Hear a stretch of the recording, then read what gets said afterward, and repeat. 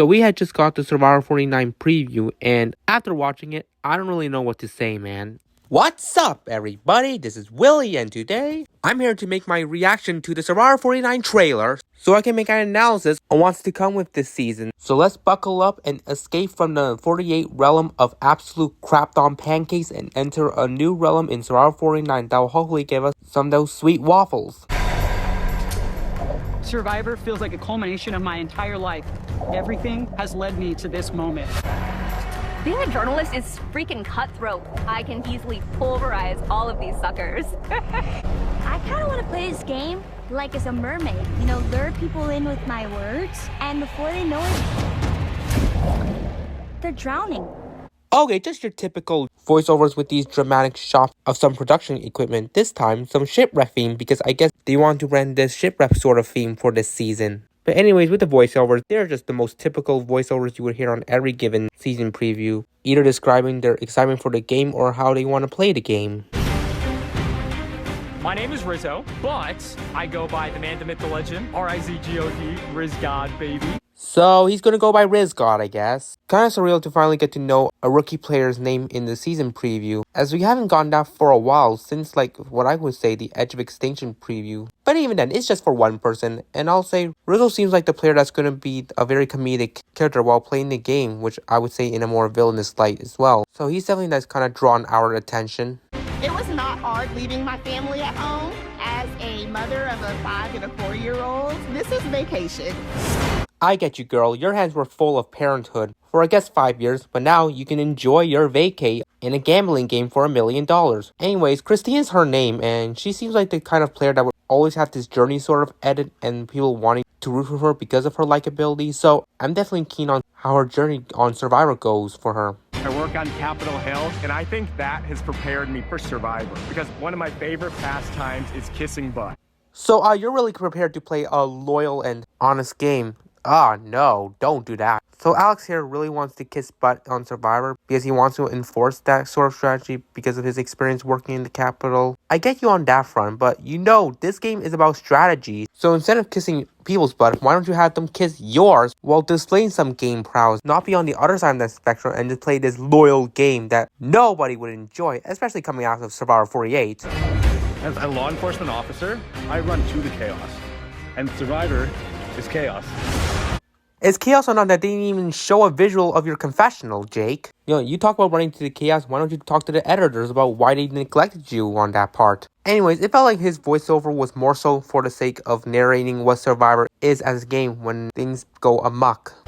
My parents laughed in my face when I applied to be on Survivor, but surprise, I'm on Survivor! Okay, why the heck did your laugh sound similar to Tupi's? And considering he's from Canada too, this is definitely such a Canadian thing. But anyways, Jeremiah's confessional here where he talks about his parents just calling on him for applying for Survivor, only for him to prove their underestimation wrong as he is now on Survivor. And this feels so Camilla-coded sort of confessional as she talks about her parents underestimating her too. But I feel like for me, Camilla had a little more game sense than I feel like Jeremiah could have. We're screening more so for fun TV, more so than greatest player, but we'll see. I feel like this is when Survivor turns into a horror movie.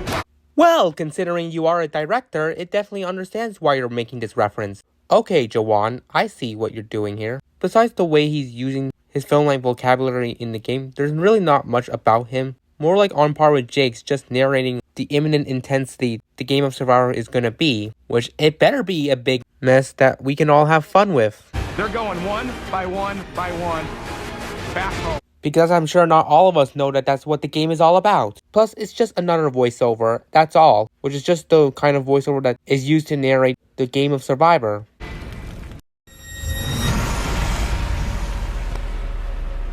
So, that was the preview, and I'm just kind of unflattered by it, because it felt pretty rushed. But you know what? Scratch that, because Survivor seasons that had bad previews always ended up being good. Examples like 45, 46. So even if Survivor 49's preview didn't have much weight to it, I still feel hopeful that it could be a better season than what we got last season. And because we get so much confessionals about the intensity and chaos that the game of Survivor is going to be, gives me a sign that, oh, there is going to be chaos and intensity happening in the season. Hope I'm right. And then we're going to have some really good TV to watch. But aside from the confessionals, all we know for Survivor 49 is that there's going to be 3 tribes, as usual, and we can expect more of the new era bullcrap distributed in the game with the no rice, the beware advantages, and probably more journeys where votes can be stripped away, because that's the kind of Survivor Jeff wants us to see, but do we like it? Not really. So one more thing I want to do before I end this video is give me my first impressions on the cast of the season. So here is the cast, credited all to Inside Survivor,